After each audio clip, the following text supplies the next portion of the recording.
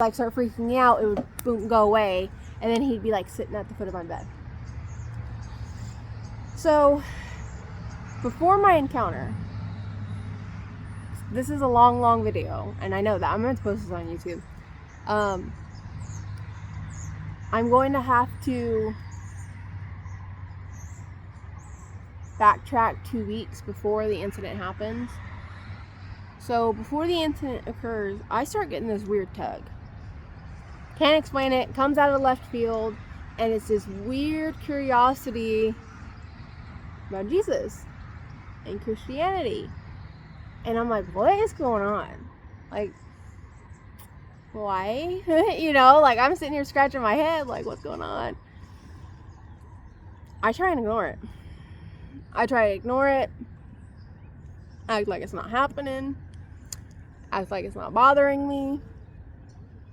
And then videos start popping up on my feed that I would never have, like they would never pop up before. And now all of a sudden, and mind you, I never said this out loud to anyone. So it's not like the algorithm was hearing what I was saying and then playing videos. Because we all know Facebook and TikTok and all these other apps do that.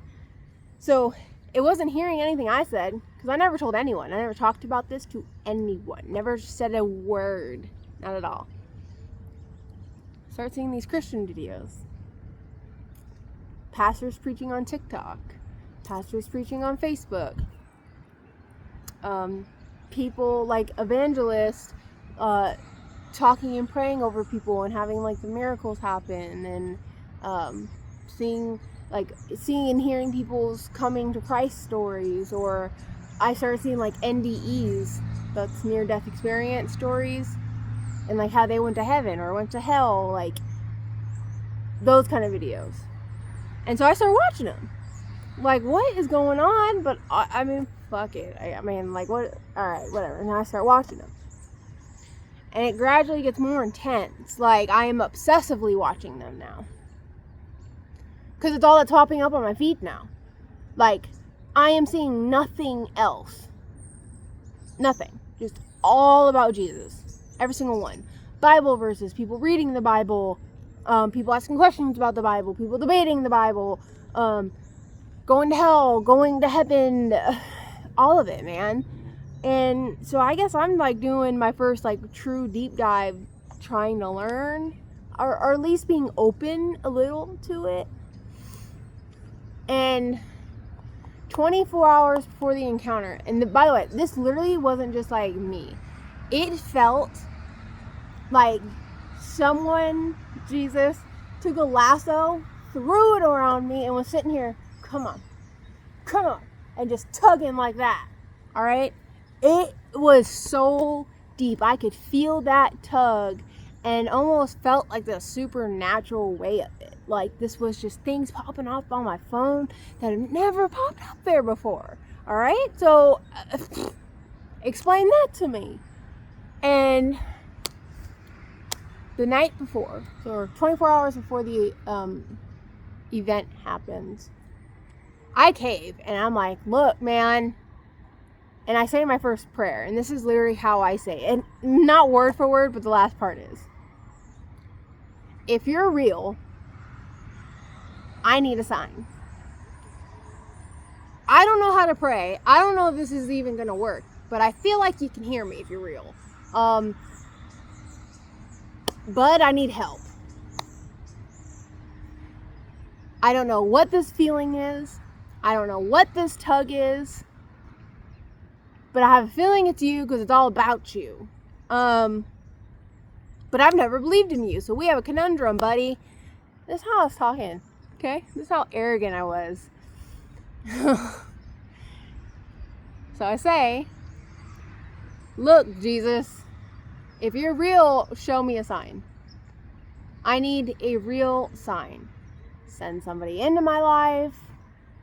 Let something happen. And I'm thinking like, I'm going to encounter someone on the street or at the store, or I'm going to almost die or something and someone saves me and whatever. And they tell me about Jesus. I don't know. I said, treat me like I'm stupid, Jesus. I need you to make it real dumb and break it down real easy where I can't explain it away. that can't talk it away. I need this to be in your face, undeniable proof. Please. If this is where I'm supposed to be, if you're calling me, and if you're real, I need it. I'm sorry. I don't trust the world. I don't trust anybody. I was like, as far as I'm concerned, I don't know if you've ever helped me. My life has been horrible. It doesn't feel like you've helped me. So I need a little grace. I need some grace right now. Like, you shouldn't have to if you're real and you're God. I get that's probably a big ask, but I'm selfish. And I'm going to ask. That was my prayer. I don't think anything of it at this point either, by the way. I need to go inside. Hold on. Okay. I'm inside. My phone was about to die, sorry. So, I'm bargaining with Jesus at this point. And mind you, I didn't know about the Trinity. I didn't know that people considered him like God in the flesh. I didn't know anything about that. I just knew that he was a man that died on the cross, and supposedly it made you go to heaven. That was it. So I say my prayer, and I meant it, guys. Like, I know it sounded like I didn't, but I did. In my heart, I truly said my first, like, real prayer, I think, ever in my life. Because I was so confused. It was kind of like a Hail Mary. And I left it, like, I wasn't sitting there telling myself it's not going to work, oh, this is stupid. It was, I think, my first true Hail Mary of a prayer where I was just like, it's in your hands. Either you answer and respond or you don't. So 24 hours go by. Like, that whole day goes by. That night, the next day, next night, I go to bed. I'm not even thinking anything of it. Alright? Well, hold on. I need to fast forward. So, the day of, I start having these weird thoughts about maybe I should get rid of my witchcraft stuff, all my crystals, my skulls, my herbs, my mixing bowls, all of it. Any books that I had on it, my tarot cards, all my paranormal investigation stuff. So I had a spirit box, I had, recorders, I had a lot of stuff. And I had this weird thought that I should maybe I need to get rid of it. Maybe this has been evil and I've been tricked and lied to. And I mean, I've seen it. I've talked to these things to an extent. Like, not full on conversations, but they have said some creepy bad things to me. And I happened to come across a video, because again, these videos are still continuing, where they're talking about Jesus, and is a former witch like me who came to Christianity and starts explaining how most witches are lied to. And I hate calling it being a witch, because most people aren't witches. They don't even consider themselves witch. I never considered myself a witch. The best term I could describe it is New Age. You know what I mean? New Age / you're practicing pretty much Norse pagan religion. Because I know a lot of them, they worship Freya and Thor and Loki and all these other different deities and whatever. I was more centered on nature. I never specifically called out any god.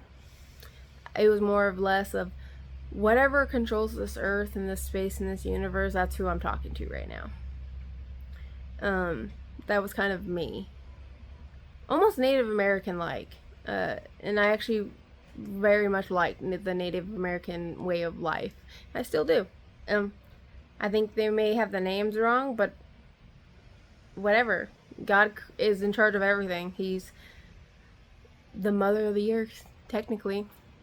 God doesn't have a gender, if you want to be real specific.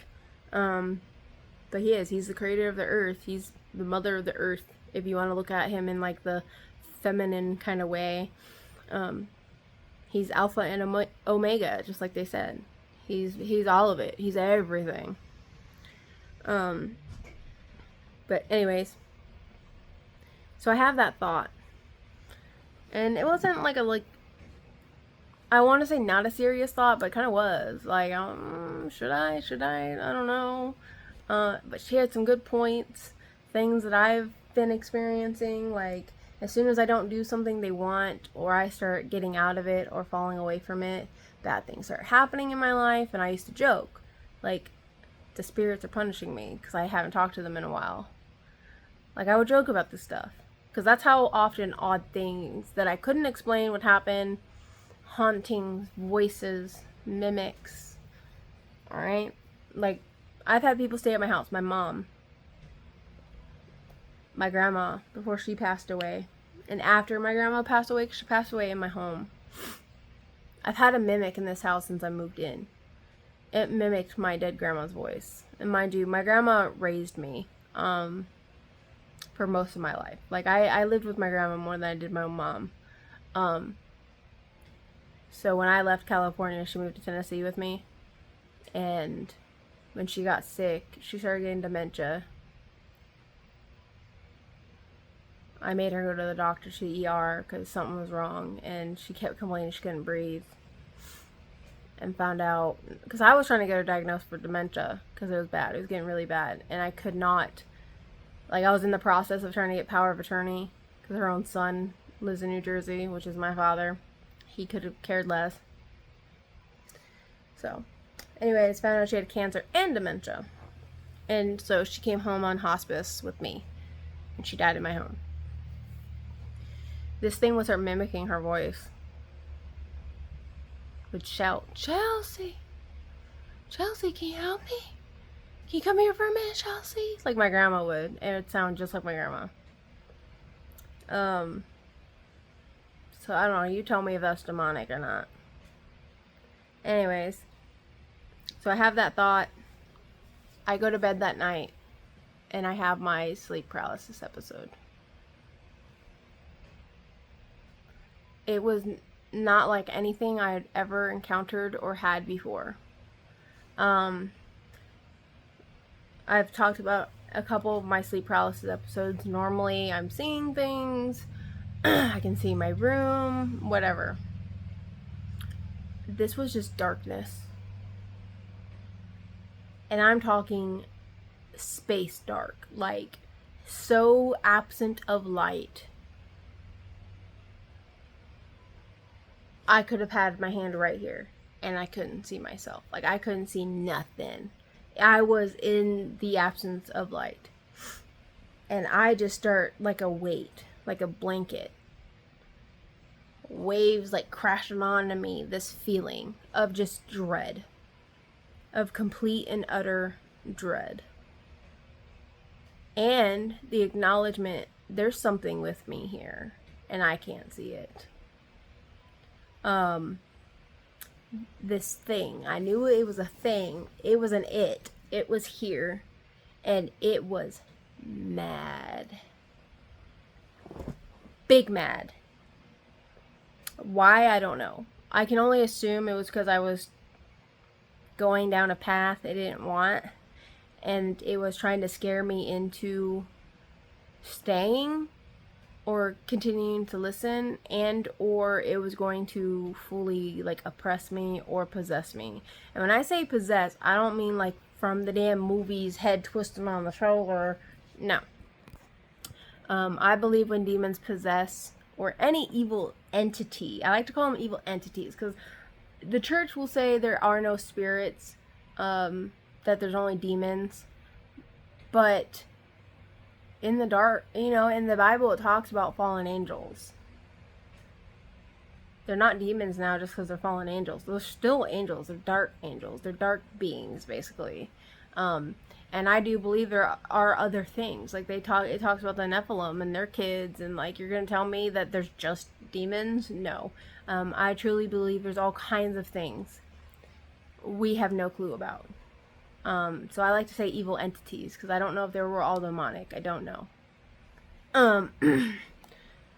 But all I did know was if this thing got me, I knew I was done. Like, in that moment, you guys have to understand, it was so terrifying. Mind you, nothing's happening. I'm just in darkness. And that's how powerful this thing was. that just being in its presence was so consuming and so scary. Just the aura of this thing and whatever it was emitting to me had me so scared. I was convinced if it got me, I was gonna die. Like, that's what I thought. I was gonna die. And mind you, I kept having this weird perspective change where one minute I'm like seeing through my own eyeballs, like first person point of view, and then it would kind of flit, like I would have this shimmer and I would see myself from like above, like an above angle, like I was right here kind of looking down, and I could see myself on this floor, because mind you, by this point I'm so terrified I dropped to my knees. Like, I can't feel my legs. I drop to my knees. And mind you, I'm still in my bed. I'm technically still in my bed having this sleep paralysis episode. And again, with this one, I was aware I was in my room. I could see my room, feel my bed. I could hear my husband's CPAP machine. Like, I was awake. And I could move my eyes. Like, I was sitting there trying to move my eyes and look around, trying to, like, wake myself up. And remember how I brought up the binoculars, like, looking through two sides of binocular, but seeing two different realities at the same time? That's how this was. Hardcore. Like, I was aware of my, of the real reality, and then seeing this stuff. Like, this utter darkness, having this horrible feeling. It was like my legs. Imagine I'm standing 1 foot in real life, 1 foot wherever I was. And I was able to see both. And it would kind of be like a slideshow. 1 minute, I see a room. 1 minute, I'm back in the darkness and nothingness. Okay, that's how it felt. It's super hard to explain, but that's the best way I can explain it. And by this point, I dropped to my knees. That's how crushing this weight is. This fear. And I can start feeling it get closer. Like I was in a bubble, and I could feel it just coming in on me. And this weight, this aura. And I want you to imagine every bad feeling you've ever felt, and then times it by 1 billion, and that's how it felt. I mean, hate, anger, sadness, loneliness, despair, murderous rage. Just every bad thought, every bad feeling you could feel mingled into one, and then just hitting you like a battering ram. And I knew if it got me and got close, my life was going to change forever. And how, I don't know. And I start rocking back and forth, like holding myself like this, and I'm just rocking back and forth. And I just start crying and screaming. And normally, if I ever have sleep paralysis episodes, I am so self-conscious, I can scream and yell for my husband to wake me up. Like, I will sit here and say, "Wake me up! David! Help me!" Like that. But in my throat, screaming. And my husband will wake up. He's so attuned to it now because it happens so often. He instantly is jumping up, shaking me, trying to wake me up. And usually that would snap me out of it. Not this time. He said not a peep came out of me. And or he just was not allowed to hear. I was not allowed. Like, whatever was intervening kind of like, I guess, silenced me. Either I wasn't able to do it, or something wasn't allowing him to hear it. He doesn't know. But I do something I've never done before. I start screaming for Jesus. I've never called on Jesus for anything. Doesn't matter how scared I've been. None of these sleep paralysis episodes have I ever called on Jesus to help me. Not even like figuratively, like, Jesus, oh my God, like nothing. Never. And I just start like blood curdling screaming, Jesus, help me. please help me. And then I start screaming about the blood of Jesus. The blood of Jesus is here. The blood of Jesus surrounds me. And I had heard it offhand through my life, but I never knew what it meant. All right. I knew it had some sort of significance with Christians and Catholics, whatever, but I never really truly understood the importance of it until after, everything was said and done. But I'm sitting there, Jesus, help me, please, Jesus, make it stop, please, I'll do anything. And I'm sitting here rocking back and forth, and I'm screaming, the blood of Jesus surrounds me, the blood of Jesus is here, you can't touch me, Jesus, please, help me. And mind you, I'm hysterically crying. I'm obviously downplaying it right now because I try not to cry when I tell the story. I try to keep it together. But I did. I was hysterically, snot, drooling, crying. I have never cried so hard ever in my life. I have never been so scared in my life. And I have this weird, epiphany while it's all happening. Why would he help me? I've denied him. And why am I calling on him? All these thoughts are occurring, by the way, in this moment. It's so fast, it's hard to explain. But I start having those thoughts, why would he help me? I've denied him. I don't even believe he's real. So why now? Why am I calling on someone I don't even believe is real? But yet this thing that was with me, what I was feeling, I knew was so real that, well, if this is real, if this evil thing is real, there has to be good. And if anything is going to be good, I've always heard people talk about Jesus. People normally reference good and evil with Satan and God and angels and so on and so forth. But then it hits me like a crushing weight. Well, why would he help me? From what little I know of the Bible, I've never done anything. I've never done anything that would make him want to help me. So why would he? You know what I mean? And in that moment, it clicked. Something clicked. I can't explain it. The closest way I can explain this is having an ego death. And you'll have to research that up if you don't know what it is. It's usually a term used in the psychedelic world, people who do mushrooms and acid. And it's basically where you're experiencing something so life-shattering and so life-altering that your sense of self ceases to exist. Chelsy didn't exist anymore in that moment. I was, in a way, taking who I was and shredding it up like a piece of paper. I was shredding myself up because I had this weird click moment where I needed to break myself down, get past the ego, get past the hurt, get past the pride. I had to get rid of it, and I had to truly surrender. Mind you, I did not learn about what truly surrendering was until after this encounter and going to church and talking to people, okay? But this happened instinctually during this encounter. But I had to surrender. All of me. Not just a part of me, all of me. And this is, mind you, this is happening as fast as blinking an eye. So fast. And I'm still screaming while this is happening about Jesus, please help me, please, begging for my life. I'm begging.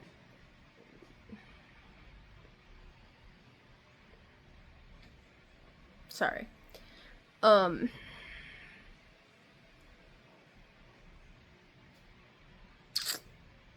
It's hard because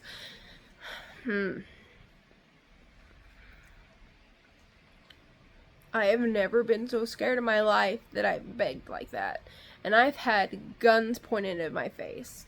I have been around thugs and people selling drugs, and I've been on the streets, and I've had, the worst of the worst kinds of dreams, but I've also experienced some of the worst in real life, and never have I been brought to that point of fear and just such utter despair and hopelessness. Like, I have faced literally the barrel of a gun multiple times. It happened in Nashville. Walking out of a bar, and I actually bumped into somebody's shoulder that was walking past the bar on the Broadway strip. And this guy turns around, and all of a sudden there's a gun in my face. I'm looking like all cross-eyed at the barrel of a gun.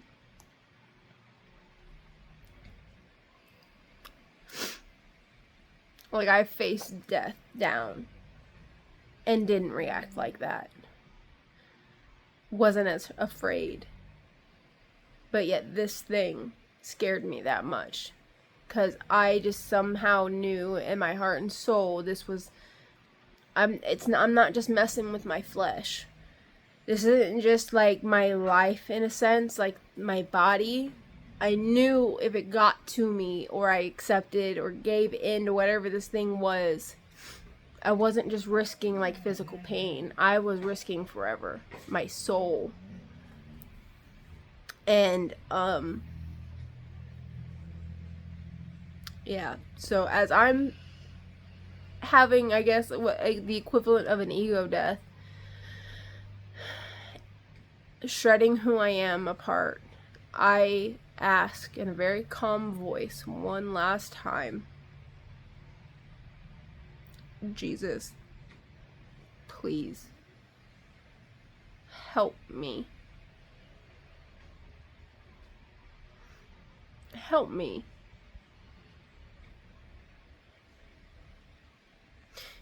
And when I say it the last time, I threw myself down. Like, my forehead was hitting this black pit of darkness. Like, I'm on a ground, like a floor, I guess. And I just throw myself forward. And in my head, you can imagine, like, I'm basically, like, throwing myself at his feet. That's what I was doing. And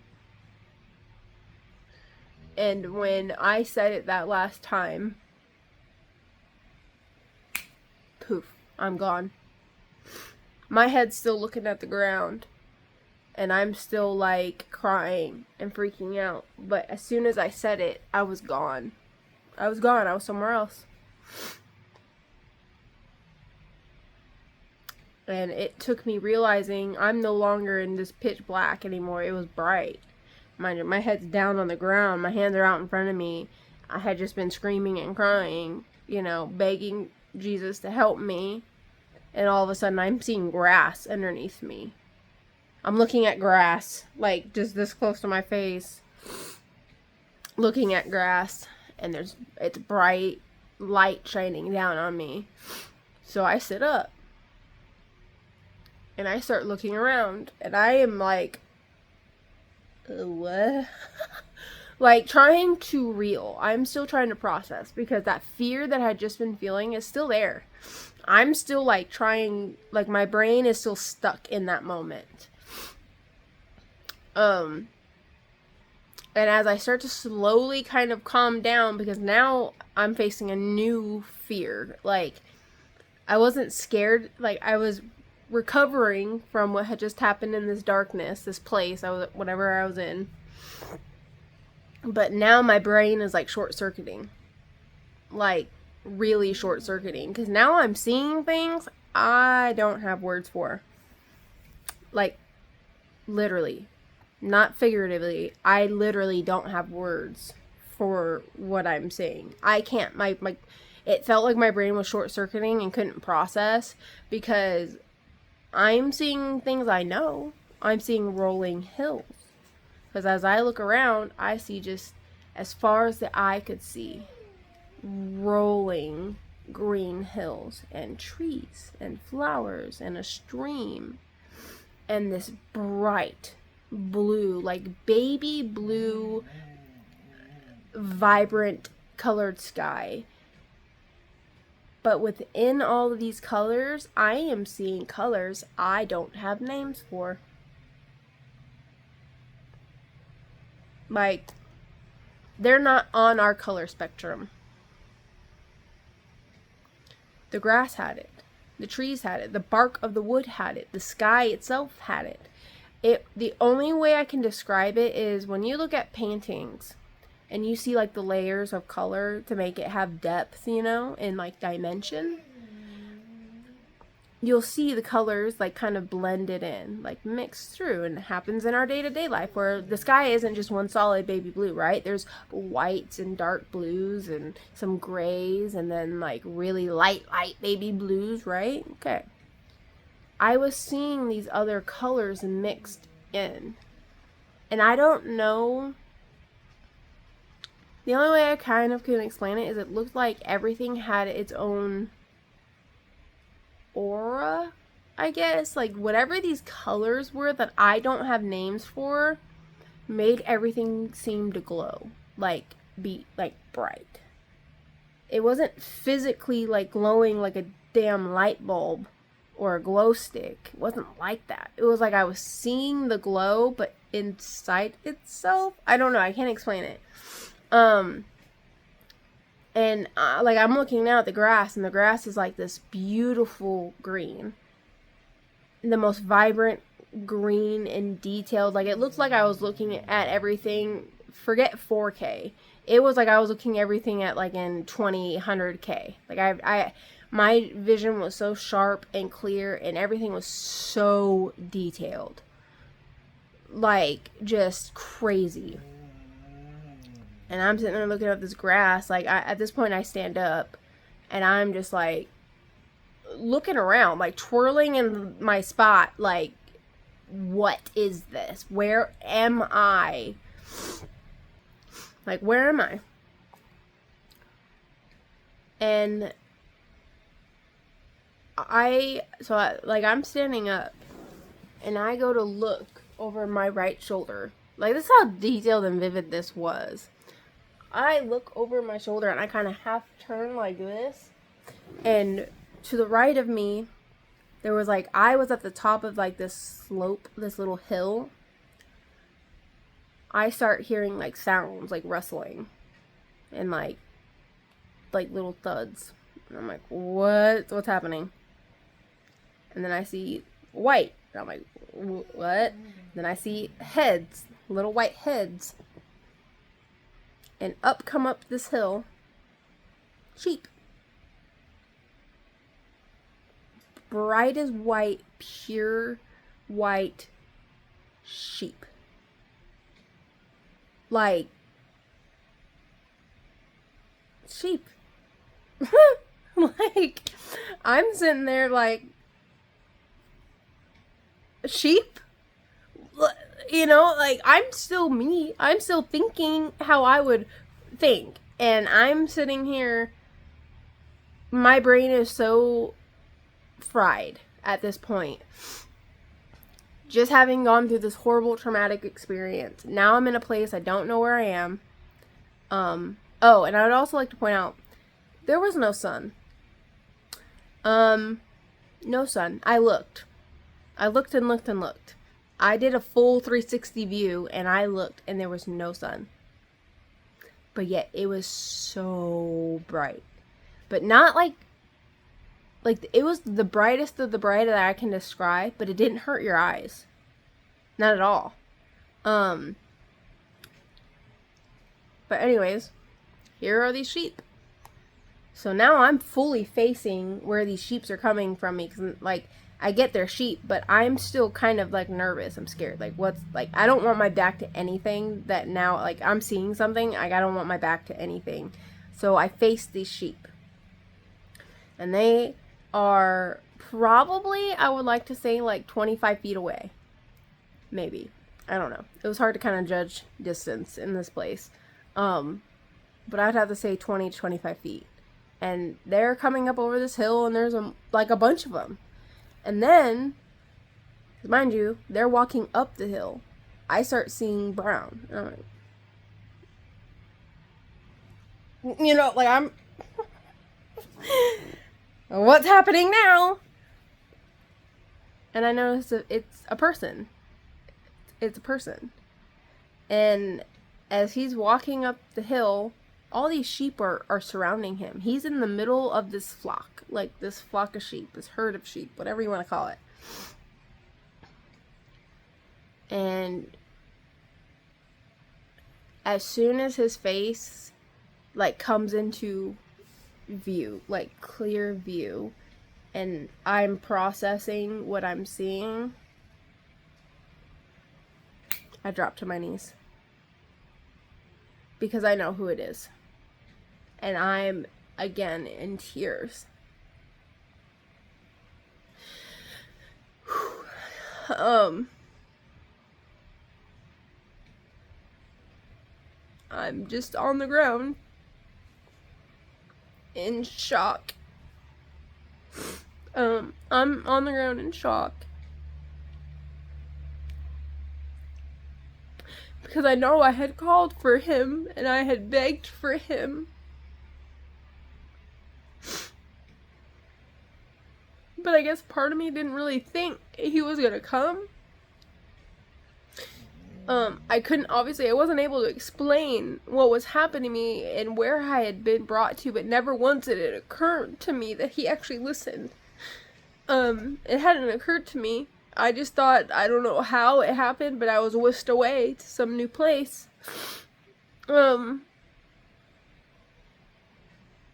he's smiling.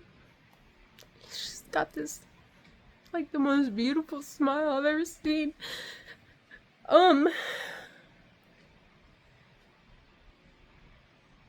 Sorry, it's hard.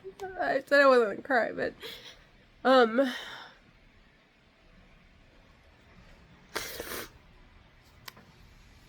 I can't even describe his smile.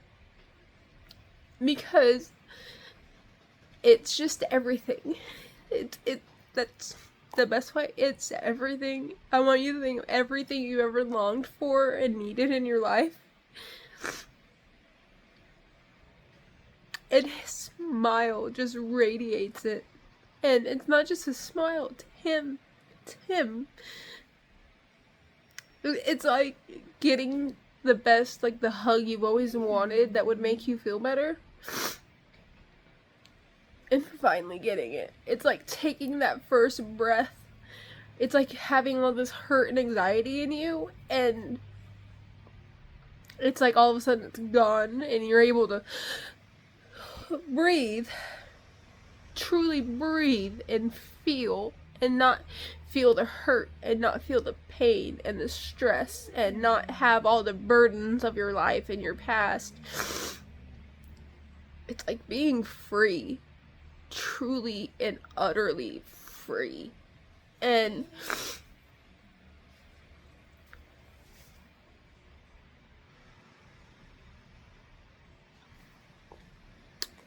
he's walking up closer and closer, and he's walking right to me.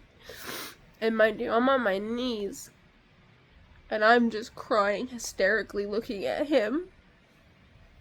And I remember thinking, like, he's so young.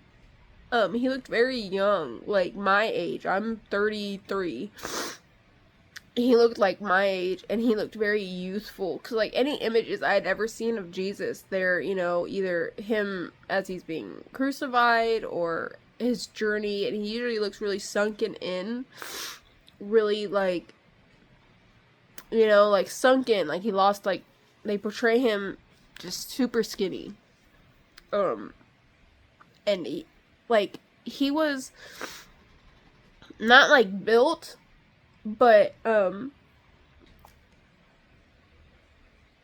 he had, like, an average stature. And one thing I noticed, too, was he was about my height. I'm 5'9". Me and him were, like, pretty much almost exactly the same height. Had I been standing up. Because I do stand up later on. But he has, like, a normal build, but his face was just so youthful looking, and just, like, he was glowing. He wasn't actually glowing, but you could feel it like radiating from him. This power, this love, this grace, but it's strength, like just this unwavering, like,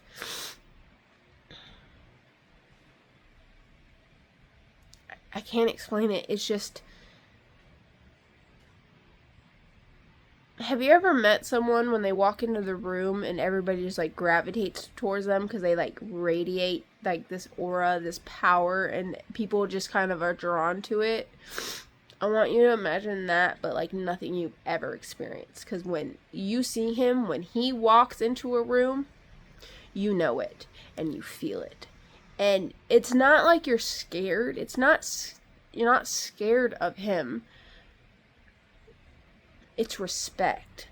Like just knowing that this man could do whatever he wanted to you. But he loves you so much that he never would. Like, he's not going to sit there and hurt you. It's everything, I guess, people would describe like a father figure would feel like, where it's peace, it's love, but strength. Just unwavering, unyielding strength, where he is like a pillar of diamond in a raging ocean, and he ain't moving. The water's gonna separate to go around him because he ain't moving. And as he's walking up to me, I start getting hit with like these pulses.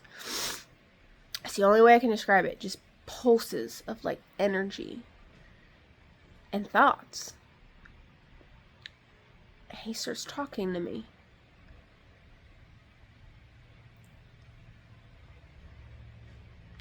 And they're not words like how I'm talking right now.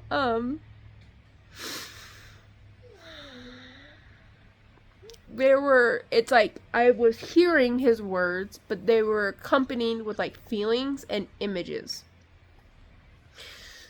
And he starts showing me like my life, like all the times where I truly thought I was alone, all the times that I had suffered, anytime I had been sexually assaulted, anytime I had been taken advantage of, anytime I had been strung out on drugs or drunk and people were abusing me, or, you know, the times I had overdosed and I was sitting there thinking I was alone and how broken I was in those moments. He was like showing me and like telling me I was never alone. I was never alone. He was there. He was there. Oh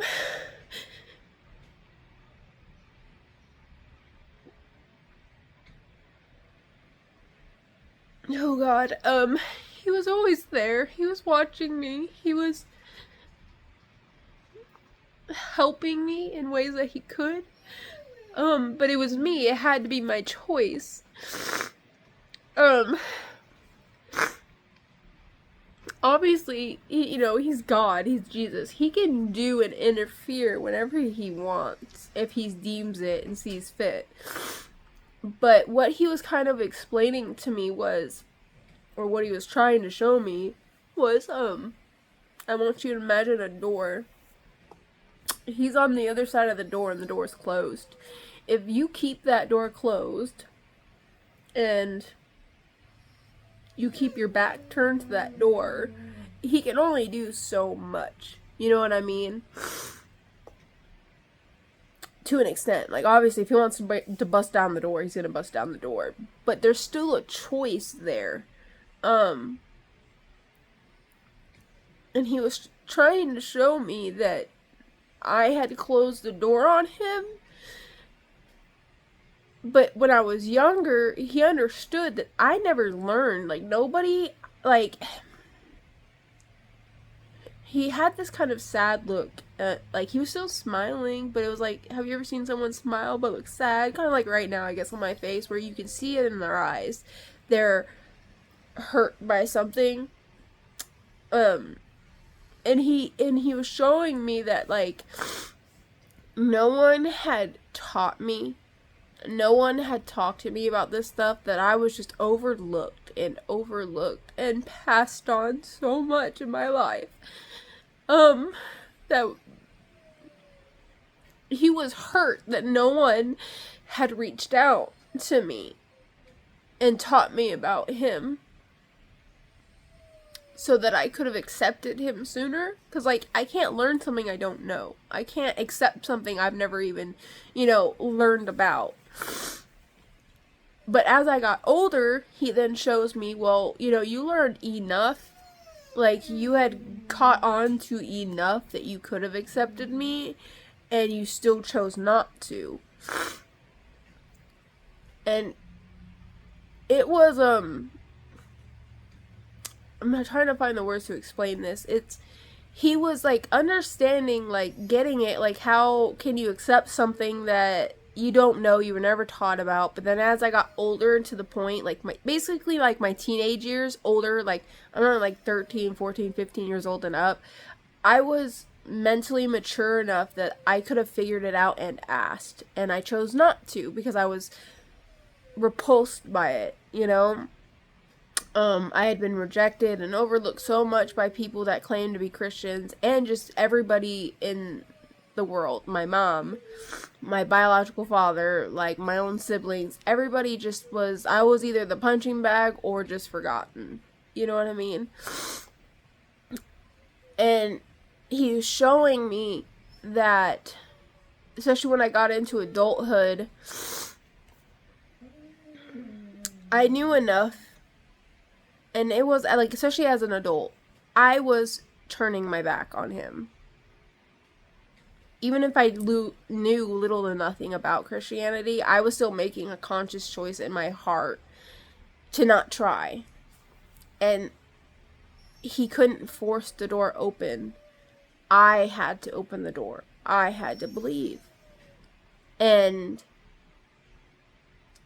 when I had called on Jesus, when I was in that dark pit, dark place, that was me opening the door. But I had to, like, take it a step further, because I had so wholeheartedly shut that door. I mean, I might as well have bricked the door up and bolted it shut. You know what I mean? That's why when I talk about that ego death, like, it wasn't just accepting him. I had to break everything apart, past feelings, all of that. I had to break who I was, my pride, and have faith. True and utter faith, and ask for help. Real help. And then he gets this look on his face and smile, because then, like, he's showing me the image of the door opening and him being there on the other side. And he's basically telling me that I opened the door, And he starts to also show me, and he starts talking about this fork in the road, that what happened, what I had been going through, what I was going through right now with, like, this event, this encounter, it was my fork in the road. And I actually learned about this later on, and nobody explained this to me. I actually kind of put the pieces together myself, because he starts talking about, I was at this fork, this decision. I was at this crossroads moment. And I was always going to come to this moment. This moment was going to happen one way or the other. It was meant to happen. And I'm not going to say he didn't know, because, like, God knows all. But I think I had two realities set before me. I had two paths set. That's the only way I can explain it. Was two paths. And I think because, God and Jesus, they're, what are they, omnipresent, whatever. Like, they see past, future, present, all of it. Like, every dimension, every reality, they're aware of all of it. So I think it's not that he didn't know which one I was going to pick, but both realities were possible. And there was the path of rejecting him. And had I not called on him, And had I let this thing, this evil, get to me, whatever it was, and I had someone bring up, I wonder, because I was talking to her about my encounter, and she brought up, what if what I was feeling, that entity that was trying to get me, it wasn't an actual entity, but what if it was the absence of God? Because she was explaining how it talks in the Bible what the absence of God feels like, and it's a lot like how I described. And I'm like, well, aren't demons and evil entities the absence of God, so wouldn't they feel similar? I mean, but I don't claim to know. This could have been the absence of God, it could have been an entity, I don't know. But Jesus was showing me that had I chose that path, had I not called on him and truly believed it and meant it, I was done. I was done. I would have never found Jesus. I would never have been allowed.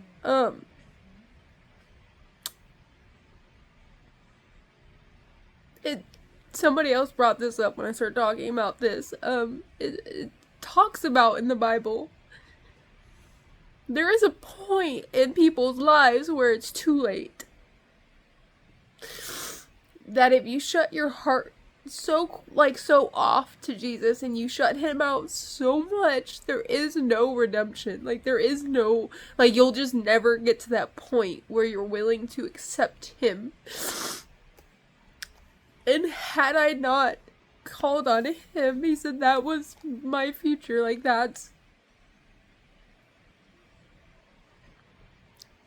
That would have been my path.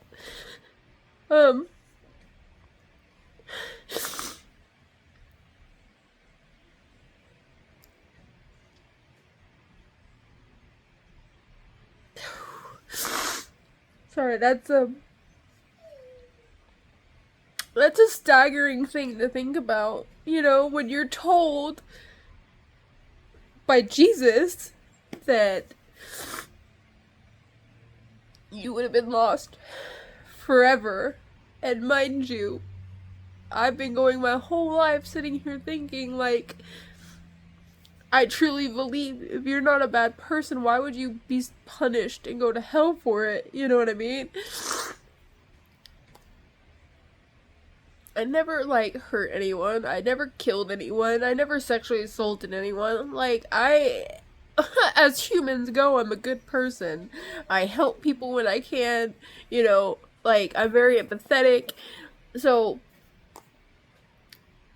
it hit me hard that if someone like me, simply because I never would have, if I couldn't come to that point of accepting Jesus and acknowledging him and who he is and what he's done and accepting him into my life and allowing him into my life, that I would have had a dark, dark life ahead of me, and then an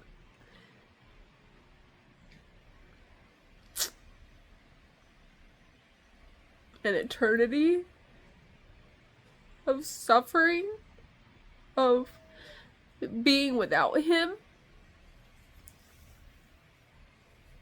And what people don't understand is they think hell is a punishment for people. Hell wasn't even built for us. And he kind of it shows this too, that he doesn't want any of us to go there. He doesn't want us to. And he's trying everything that he can, that, within his power, because it's still, God gave us free will. It has to be a choice. If he were to come here on earth and be like, hi guys, I'm Jesus, believe in me, look at all these miracles I'm doing, when he had already done that in the first place, it defeats the purpose of choosing him because we want to, because we have faith in him. You know what I mean? But hell was created not for us. It was originally created for Lucifer when him and all the other angels rebelled and fought against God, and God sent them away. Because hell didn't even exist at that moment. God had, where is he going to send him? He couldn't send him to earth. He couldn't send him where they could hurt other people, right? Or any other beings. So he created this realm for them, and they turned it and warped it to whatever hell is now. Alright? It was a holding cell. It's prison. For Satan and all the other angels that fell and whatever dark entities have now created a mass down there, okay? But when we as humans don't accept Jesus, why is he going to let people, why is he going to let souls and beings into his realm that are going to disobey, cause chaos, and don't even want to be there? You know what I mean? And that's kind of how he was, like, explaining it. Like, it's either, like, he doesn't want to see us go there, because we were not meant, the human soul was not meant to go anywhere but home. And our home is to God. We all came from God. Our souls want to go back to where we belong. But because of the choice of free will, and that it is a choice, that if we don't accept it, there's no other alternative other than, I guess, like, if God really wanted to, just blipping you out for eternity, which I don't know, maybe that happens. I don't know. I didn't really ask. I didn't think about it at the time.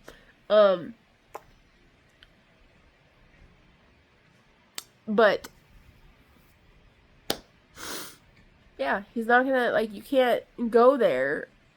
If you don't want to go there, like, you don't choose that for yourself and choose Jesus and God, you're not gonna go there.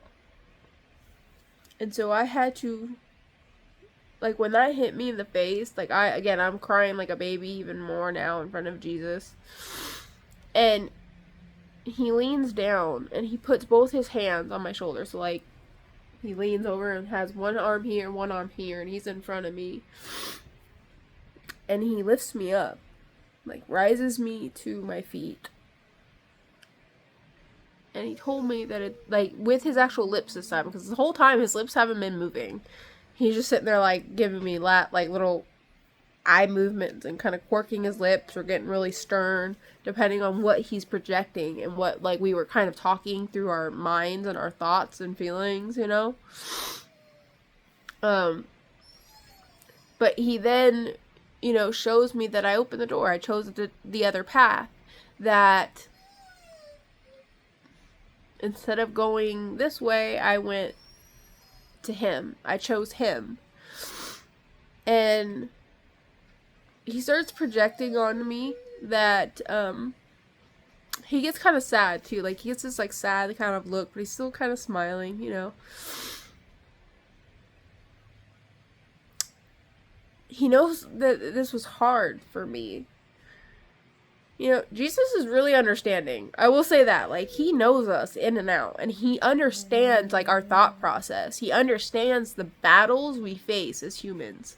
He's not stupid. It's not like it's my way or no way and I don't get it. Like, he gets it. He gets the thought process for each individual. And he understood for me as well. Oh,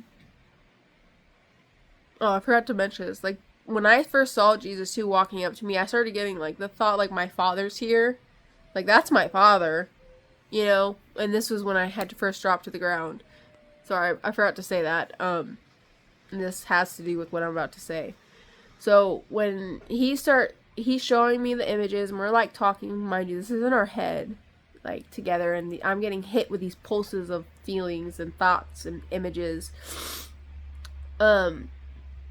He shows me, like, he understands why this was hard, and how alone I have truly felt, and how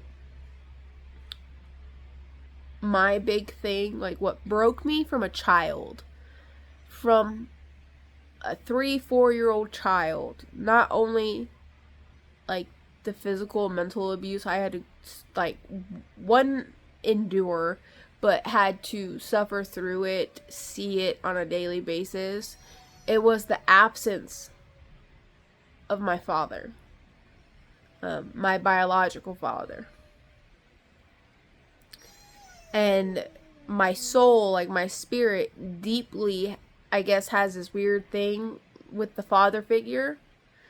And because I was never taught about Jesus, and that I always had a father, yeah, I have obviously my biological dad on earth, but I also had my true father. He was there. I just didn't know about him. So I was never able to form that connection with him. I was never able to know him. But he was sitting there showing me that he knew me. And he was always there.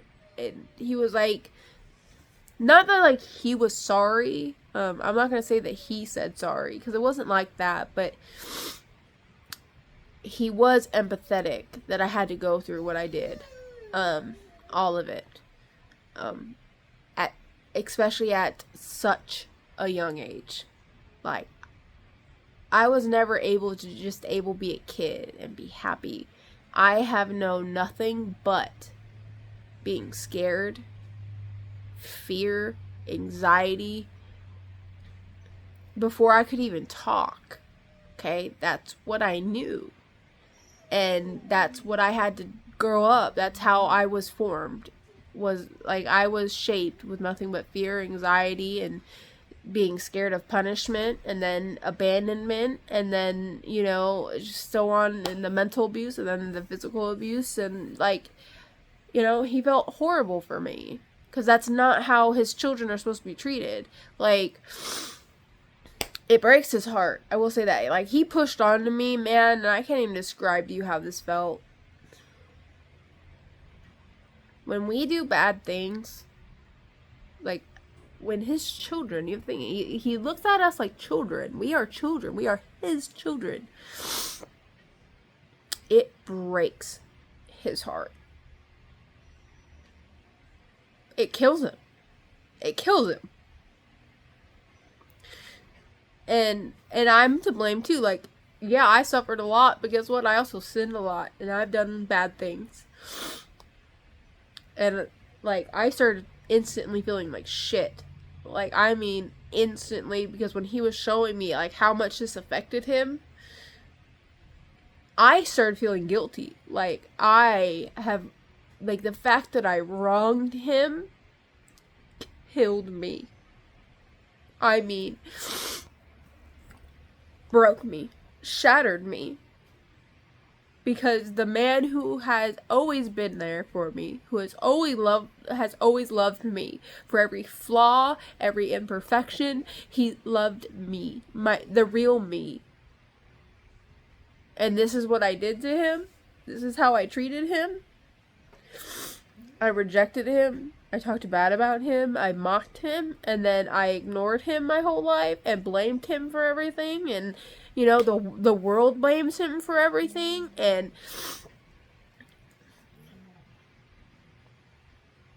it broke me. Like, I was sitting there breaking down. Like, again, I start crying, and I start feeling absolutely just like, how could I treat the only person that's ever loved me truly and been there for me? How could I treat them the way the world has treated me? Like, am I really so selfish? Am I really that bad of a person? And the answer is yes. Yes. Yep. Even though I did those things like unknowingly at parts of my life, as I got older, I still chose not to try and understand him and what he was about. You know what I mean? So it was still a conscious choice, especially as I got older. And, man, like, being with him, though, and having him show me the world through his eyes almost, and, like, the perspective, it changed me. It did. It really did. I can't really put it into words. Like, I'm trying. I've been talking for an hour and a half, and I'm trying to explain this in detail to you guys so you actually can see and understand this encounter. When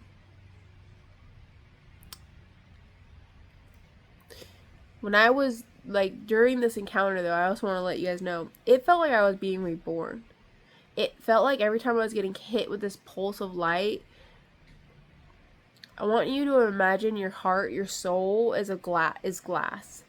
And every time you've sinned or had anything bad happen to you and you've been hurt, take black paint and smudge the glass. Sometimes it's clear because it's not that bad. Sometimes it's gray. Sometimes it's pitch black, like it's bad. And you've been staining your own heart and your own soul. And the outside world has been doing it to you too, okay? It corrupts you. It makes you hard. It turns you and makes you not accept Jesus, I guess. And like it rots you from the inside. When I was in front of Jesus and during this whole encounter, I could feel it. It was like he reached into my soul and just washed it away. All the black inky marks on my soul and heart were gone. It's not like he took away the memories. The memories of my trauma are there, but it's almost like my soul has finally just accepted. It happened, it was not okay. But I'm not going to let it define me anymore. I'm not going to let it hurt me anymore. I'm not going to let it sit there and fester because it's doing nothing but killing me from the inside out. It was like he took the burden of it away. Like healed it. Just being in his presence. I don't know if he was doing that like cuz I needed it. I don't know. But when they say when you come to Christ and you are reborn, it's not a joke. It's not a joke. That's how I felt. I literally feel like I've been reborn. I have been making huge changes in my life. Yes, I still vape, but no one's really said that's a sin. I drink wine every now and again, but I'm not sitting there drinking hard liquor and whatever. I've been working on my mouth. I've been reading my Bible. I've been going to church every Sunday. Like this encounter changed me in such a way that I want to be better. I want to be better for him because the thought of disappointing him bugs me so much. It hurts me so much. I don't want to, because that's how big this encounter was. That's how real it was, that the thought of disappointing him bothers me so much. And I know I can't be perfect for him. I'm not trying to be perfect. But I want to show him I'm putting in the effort. That I appreciate what he's done for me. That I appreciate that he's forgiven me and loves me even though I really don't deserve it. That's what you do. When you love someone, you want to be good for them, right? Right. But anyway, so I kind of got off track there, sorry. He's still pushing this onto me. I'm being reborn. He's washing and taking away my pain, alright? And I get this weird, incredible urge. I want to hug Jesus. And I start, like, berating myself. Like, you can't hug Jesus. Like, quit that. Don't you dare touch that man. Don't you dare lay hands on Jesus. Like, that's what I was saying to myself in my head. And obviously, I'm not thinking about the fact that he can hear me. I'm not sitting here, like, talking telepathically to someone is weird, okay? And I kind of forgot, I guess, that he could hear me. And he gets the big... Like, he gets this big old smirk and, like, looks at me like...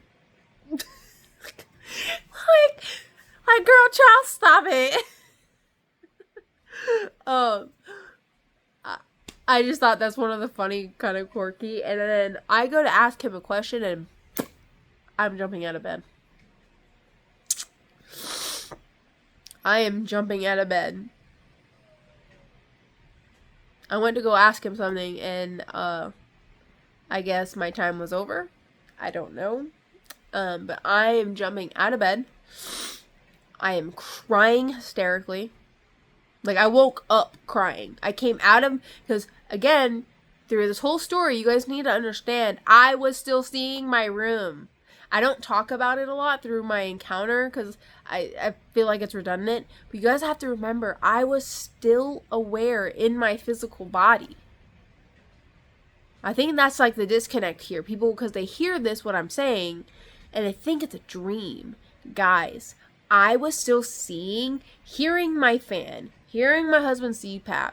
Like, I could feel myself sunk into the bed. I could feel the pillow under my head. I was aware of my reality, of my room, of my body. I was seeing it. Just overlap it with this vision, this encounter. Like, I'm seeing, like, stained glass. So, it's hard. Like, it's really hard for me to get you guys to truly understand how I'm seeing this, how this is playing out for me. Imagine seeing two videos playing simultaneously, but you can see both, but like in layers almost.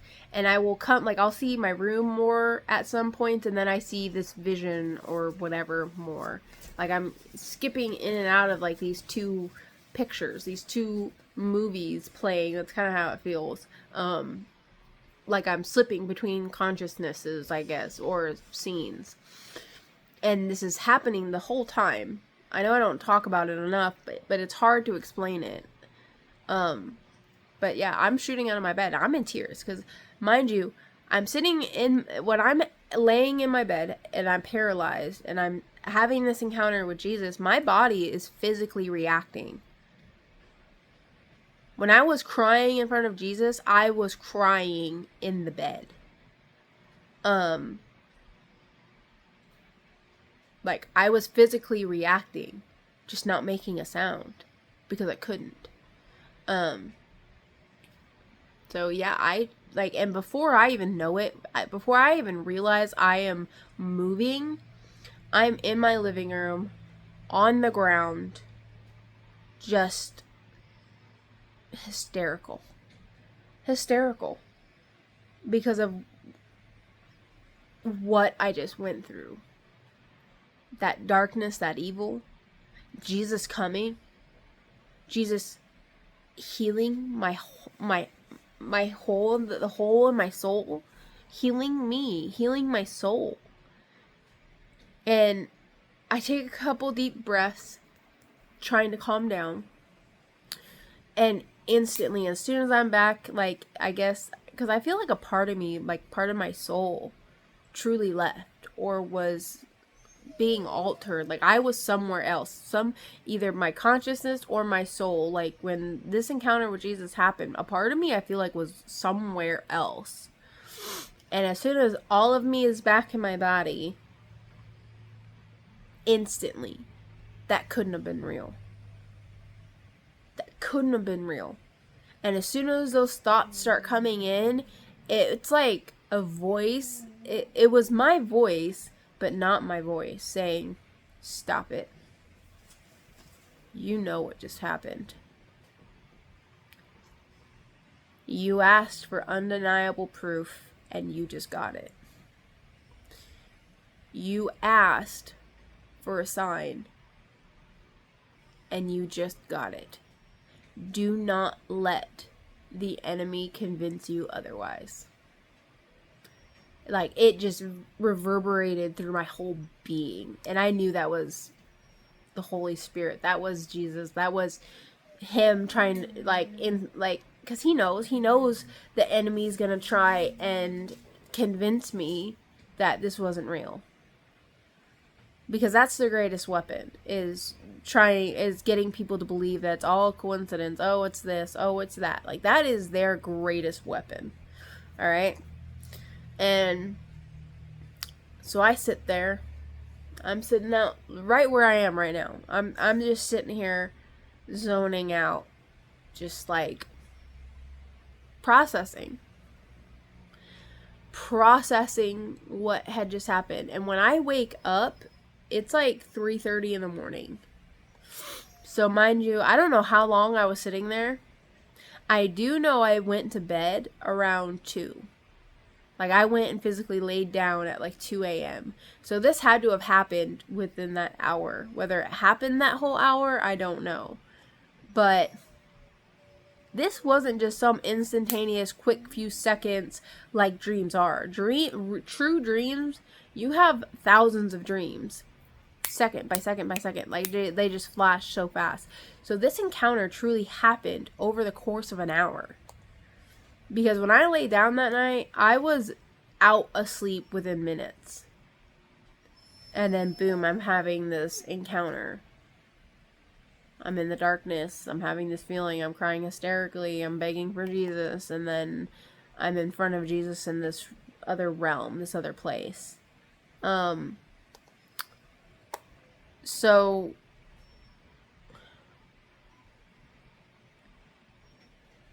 I don't know. I don't even know how to end this, because I guess I can tell you about. So after, I start thinking, how am I going to tell my husband? My husband was forced to go to that church I was telling you, the Middle Tennessee Baptist Church. He was forced to go to that church. He hates that church as much as I do. He was forced to go to that church growing up, and as soon as he joined the military and left home, he never went back, refuses to go back. He hates it. But he's still a Christian. He never lost his faith because of that church. But he's not, like, super outwardly religious. He's never prayed. I've never seen him read a Bible. I've seen him go to church here and there when it came to things with our, my daughter. Like, my daughter would have to do things through the church because of my mother-in-law, and I always gave my daughter the choice. Like, I always would make that abundantly clear. Like, it needs to be your choice. You want to do it. And for a long time, she was doing things out of, like, she felt she had to, and then I also found out because my mother-in-law would punish her and get mad at her if she didn't. And yes, that's been handled. So don't worry on that one. That's how extreme my mother-in-law is. She was punishing my children if they didn't do things she wanted at the church. Yeah.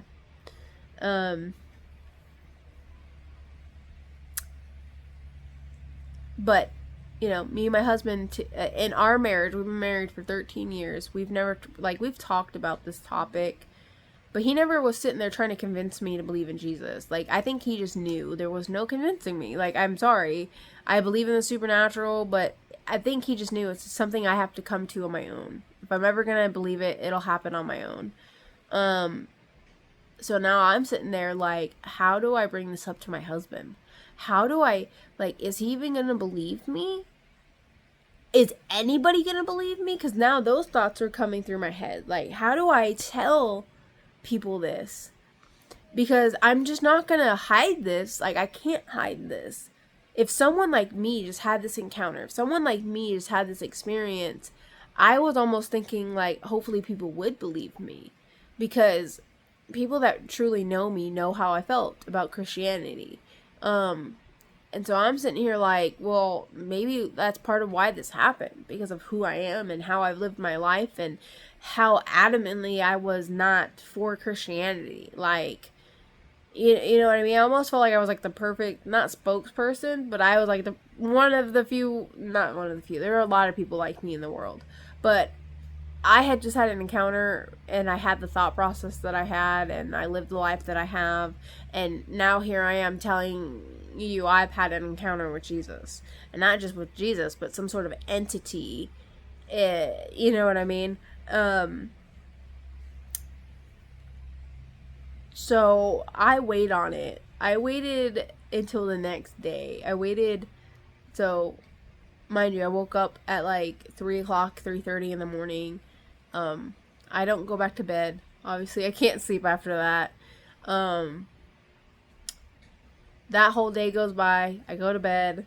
Next day comes around, and it's the weekend. And, my daughter heard me because I was trying to make a video about it so I could record what happened so I didn't forget anything. Not that I could forget anything, but, just to have it on record. She heard me talking about it. Mind you, my daughter believes in Jesus. She's been going to church on and off her whole life because of my mother-in-law. Granted, she hates that church too. So, she hadn't been recently for the last 2 or 3 years now that she's been old enough to really convey what's been going on. We've steered clear. But she's like, you need to tell Dad. Like, my daughter's mind blown because she's like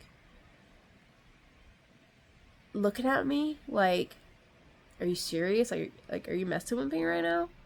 And I have to look at her. I'm like, Jewel, because that's my daughter's name is Jewel. I'm like, you know me. When have you ever seen me be religious? Why would I make up something like this? And she goes, shoot, yeah, true.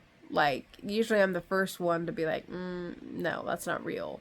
So here I am talking about having just had this encounter. Why am I going to lie about it? Usually, like, I was usually the first one saying, oh, those people are crazy. They've been influenced, you know, they were just dreaming or whatever. Religious psychosis, I was one of those too. They're just in a cult and they're fanatics. Like, that was me.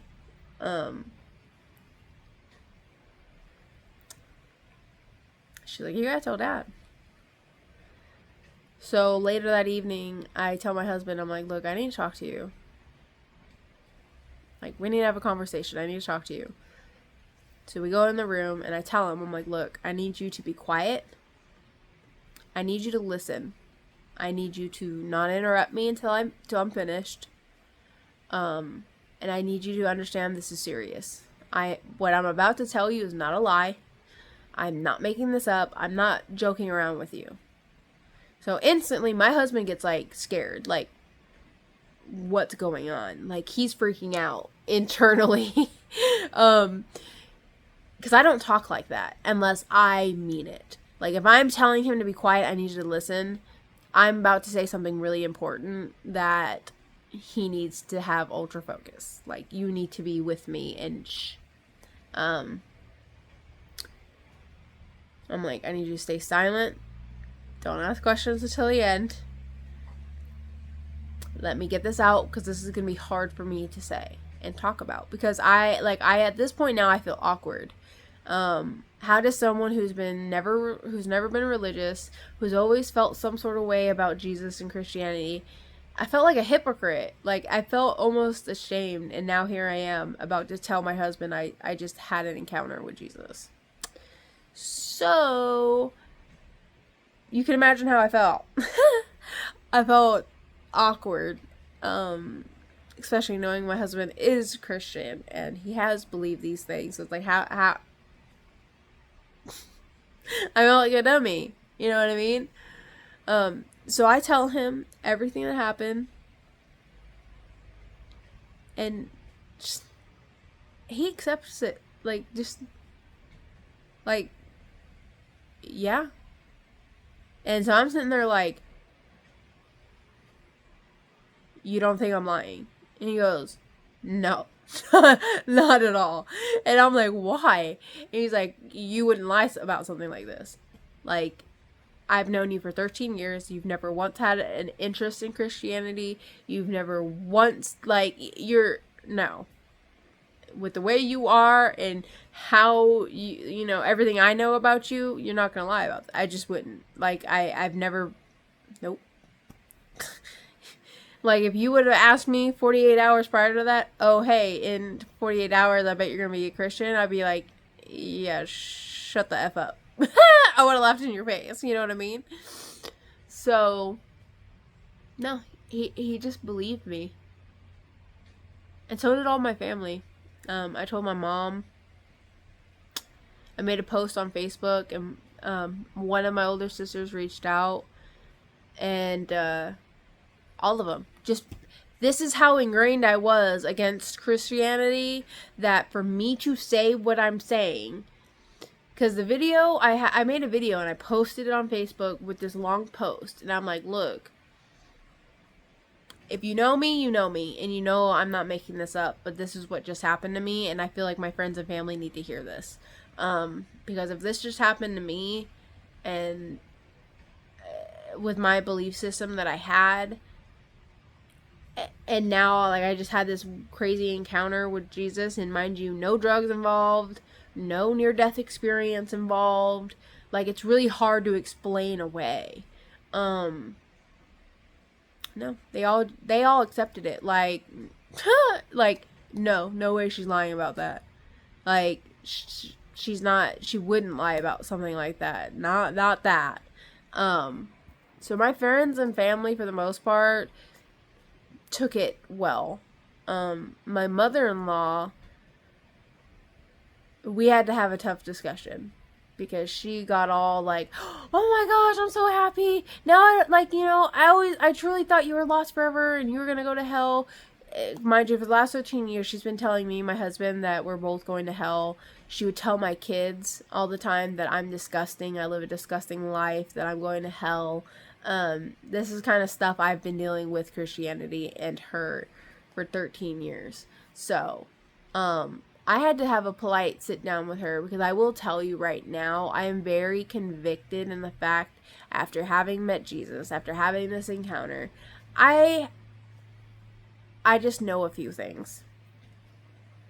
I can't tell you how I know them, but I'm telling you, I just know a few things. And I can tell you right now, that instinct that I've always had about her church being god-awful, and, like, not god-awful, I shouldn't say that, but being evil, being absolutely atrocious, and not preaching the word of God, I can tell you right now, because that was one of the things, too, that kind of popped up, when I had my encounter with Jesus, was like all the hurt I had had with Christians and Christianity, and he made that abundantly clear. That's not him. Those people don't speak for him. Those people have corrupted his word. Those people are living in the flesh, living in sin, and they're believing foxes. So, like this preacher at my mother-in-law's church, because that was something I actually started to think about in front of Jesus, and he was like, "You were never wrong." Basically, is the image and like thought he pushed at me was like, no, he's corrupted. He's manipulating those people and all those people within the church.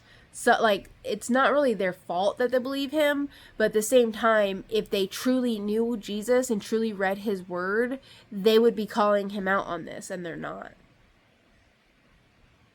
So they are to blame, because if they were really reading his Bible and reading the word of his Father, this should not be an issue. See where I'm going with this? Like, if you truly know Scripture, and you truly are one with Jesus, and you know Jesus, and have accepted Jesus in your heart, you can call out a preacher and a pastor. If they are misconstruing God's word, and they are just teaching absolute blasphemy and just absolute nonsense, and they are preaching nothing but hate and bigotry and like sexism, yeah, you call it out, just as Jesus would. You start flipping those tables. So yeah, I had to have a talk with my mother-in-law, because she's like started trying to, we're the same now, you can start coming to my church, and I was like, nope, pump your brakes. I've had this encounter. You may believe in Jesus, but I don't think we know the same Jesus. And that's how I explained it to her. I don't think we know the same Jesus.